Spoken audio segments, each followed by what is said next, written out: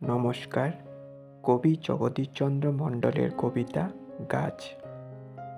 গাছের মতো উপকারী বন্ধু কোনো নাই, ছায়া ঘেরা গাছের নিচে শান্তি খুঁজে পাই। গাছের ফলে পুষ্টি যোগায়, পুরায় মনের স্বাদ। আসুন সবাই গাছকে বাঁচায়, মিলায় কাঁধে কাঁধ।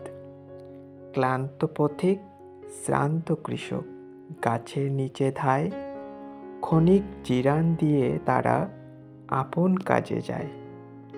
কত সুখে গাছের ডালে পাখি করে বাস, অকারণে শাবত মানুষ গাছের করে নাশ।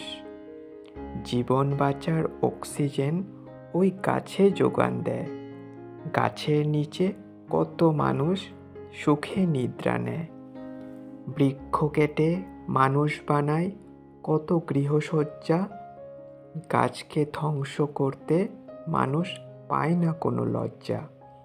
পুত্রে যেমন পিতার আদর, নির্ভরতার সুখ, ক্লান্ত পথিক বটের ছায়ায় ভুলে যেমন দুঃখ।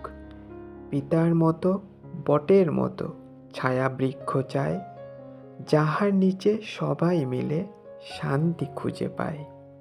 ব্যক্তি স্বার্থ, হিংসা, ঘৃণা ভুলে ধরো হাত, গাছকে বাঁচায়, দেশকে বাঁচায়, সুখে কাটায় রাত। ধন্যবাদ।